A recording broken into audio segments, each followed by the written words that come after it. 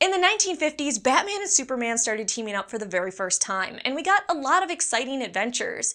Time traveling, supervillains, aliens, and more. But the 50s also occasionally got dumb. Like real dumb. So this video, I want to share with you 5 dumb Batman and Superman stories from the 1950s. And if you finish this video thinking, those weren't too bad, wait until I get to the 1960s. Number 5, Lightning Man. In issue number 89 of World's Finest Comics, it appears that our Man of Steel is being outdone by a new superhero, the dastardly Lightning Man. And Superman starts to lose faith in himself. But it turns out that Superman really wasn't being outdone, because here's what happened. So Superman saw a meteor containing kryptonite approaching Earth. To prevent it from getting to Earth where it could harm him, he decided to knock it back into space. How would he do that? Why, of course he'd throw a mountain at it, because let's just fuck up natural landscapes. Whatever. Maybe that mountain did something to him. I don't really fucking know. But Superman made sure that it would never return to Earth and cause him any harm. But when he threw that poor innocent mountain at the meteor, a piece of kryptonite broke off from it and began circling Earth. And every time that little piece of kryptonite satellite went over Metropolis, it affected him. Amnesia. It gave him amnesia. Every time this little piece of kryptonite was orbiting thousands of miles above Earth in outer space, it gave him amnesia. Because we know kryptonite located 1,000 miles from him on Earth gives him amnesia. And that's why in almost every single comic issue Superman's in, he's walking around completely unaware of who he is. That would actually explain a lot of the violent shit he did before the 1980s. Never mind, this wasn't a dumb story. But that isn't all. Apparently, Superman's instincts to prevent disaster and keep his identity secret are so strong. After getting amnesia at the same time every day, he was still moved to action. He tore off curtains next to him, made a new costume, and unaware of who he really was, he became Lightning Man. Then he'd come back to his apartment, the kryptonite amnesia would pass, and he wouldn't remember being Lightning Man, thinking he was unconscious the whole time. And let me tell you, it is amazing what Superman could create with a single curtain. And that when he came to and remembered he was Superman every day, he didn't seem to notice he was missing a curtain. And he also hid his extra costume super well so that his normal self didn't find it. Eventually Batman helps him out and they uncover the whole thing. Number 4, Super Foes from Planet X. In issue number 96 of World's Finest Comics, we learn that Batman and Superman are easily fooled by asshole aliens. In this issue, Batman and Superman came up against super foes from Planet X. First, a solar sponge lands on Metropolis Beach and starts destroying everything in its path. Batman and Superman manage to get people to safety. Superman has to travel to the sun to pick up some solar matter, and they take care of it. Kinda weird, but whatever. Next, a villain named Stormtop appears, and they get rid of him by dumping tons of oil in the ocean. Yeah, they just dump tons of oil in the ocean, and from what I can tell, they actually never go back to clean it up. They're just like, fuck sea life. You wonder why Aquaman seems to have an attitude problem in the New 52? It's because that fucker remembers. Lastly, they meet the crawler that shrinks them, almost ending their lives. Finally, aliens kidnap them, but they escape to confront them. And here's what happened. The aliens explain that they came from a planet centuries ahead of Earth's in scientific achievement. On their world, all work and thinking are done by machines, and that was their downfall. Because the machines did everything for them, they became weak and lazy. Years passed and the machines started breaking down because the machines that would repair other machines broke down too, I guess. With so few machines left and not knowing how to fight, they had no idea how to fend off their planet's natural enemies. But you know what they had enough technology, intelligence, and non-laziness to do? Come up with a plan to get some monsters, travel all the way to Earth, dump those monsters on the planet, and observe how Earth takes care of it. I'm starting to think that their whole story is a bunch of bullshit. So they had all this fucking technology they knew how to use and obviously were smart enough to come up with this plan, but apparently they couldn't figure out how to defeat their own planet's monsters. And after they get the information, they leave to their planet to tell their people all they have to do to survive is have the abilities of a god and be a super genius. In the end, Superman says, you know, I can't even be angry with them for what they did to us. They were desperate. And if you know you're Superman from this era, then you know what he's really thinking. Oh hell, I can't be mad at them. I've put the people of Earth through worse traumas by now. Much worse.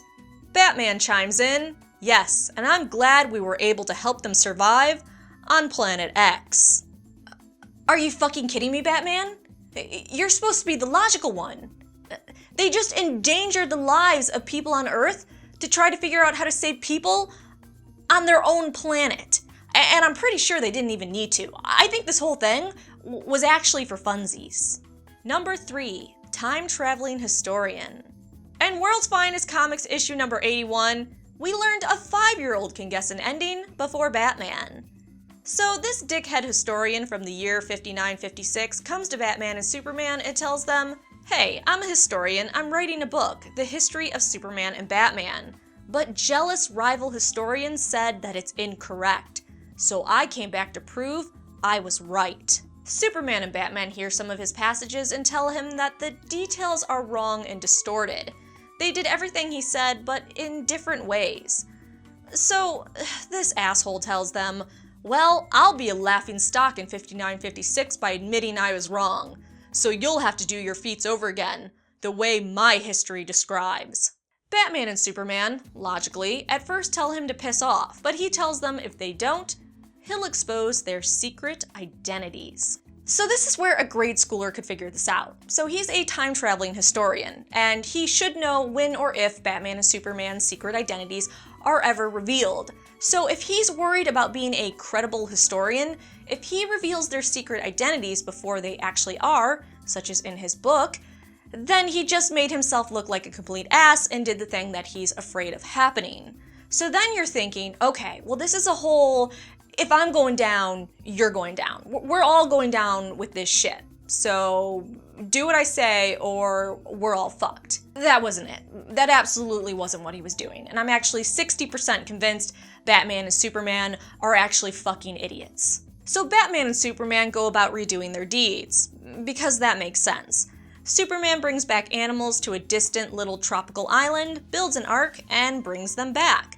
Batman puts a plane back in the sky to let it crash instead, because that's what the dude's history says to do. And I really hope originally there were people in that airplane, so Batman had to hunt those people down, nab them in the middle of the night, put them in that airplane, and then just fucking slam it into the ocean. I hope there were fatalities. That's how dumb this is. So here's the problem with all this, besides it being really stupid to redo your feats. What is stopping those other time-traveling historians from also going back in time and seeing them redo their deeds? What is stopping a time-traveling historian from going further back in time when they originally did their deeds and seeing them do it right the first time? And how can Batman and Superman redo every little thing he wrote wrong in his book? When it comes down to it, this is just what I want to know. I want to know from them redoing their deeds over the years, how many people died? I just want a kill count. That's all I want. Number 2, Caveman from Krypton. This one is just all sorts of fucked up. So a caveman from outer space hits Earth inside a meteor that came from Krypton. How did he get in that meteor? I'm glad you asked. On Krypton, the caveman got trapped in a lava pit where chemical reactions combined to create a strange gas that kept him in suspended animation. Millions of years passed as man on Krypton evolved, until Krypton exploded, and the hard core of lava encasing him was flung into space.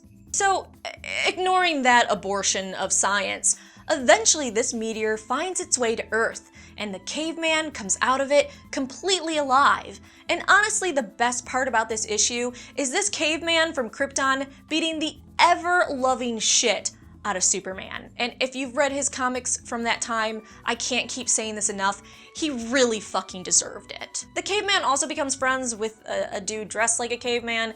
It gets really weird, but here's how it ends. He dies. He just dies.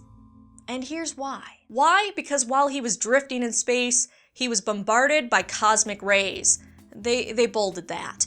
And those rays combined with the rays of kryptonite to finally finish him. Or so Superman says. That's his story. I don't exactly believe anything that comes out of the mouth of 1950s Superman. So they bury him in an area Superman had earlier designed to look like their home planet, and Batman says, yes, the caveman will find peace at last. Well, he actually had peace for a long time until he came to Earth. He reawoken, terrified, and you two jackasses just kind of slapped him around. But yes, a happy ending for all, Batman. And finally, number 1, Menace of the Moon Man. This one is just mentally taxing for me to talk about. Superman whips a man-made rocket into space to test man's ability to go through space. The rocket heads to the moon, but at the same time, a green comet approaches the moon. The moon and the rocket are both bathed in an eerie green radiance, and then the rocket comes back to Earth. But the Rocket Man Rogers doesn't appear all right. He becomes Moon Man, and his abilities appear to weaken Superman.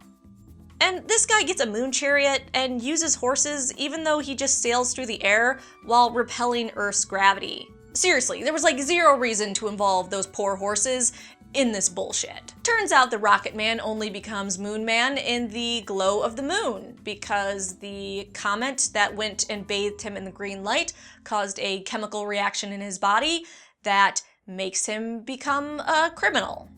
Just normal 1950s stuff. And the comet must have had some kryptonite dust in it that had stayed on Rogers, even though he was sealed in a rocket, and then took a shower.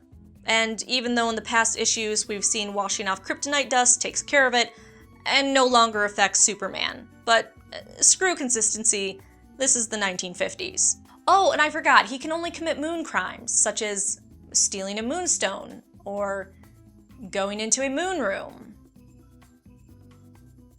The comic ends when the effects just wear off. So thank you for watching my video on 5 dumb stories from the 1950s featuring Batman and Superman. I hope to make one on the 1960s soon, because the 1960s really scare me. Make sure you like this video, subscribe, and come back for more Game of Thrones videos, Star Wars videos, comic videos, and anything sci-fi fantasy related.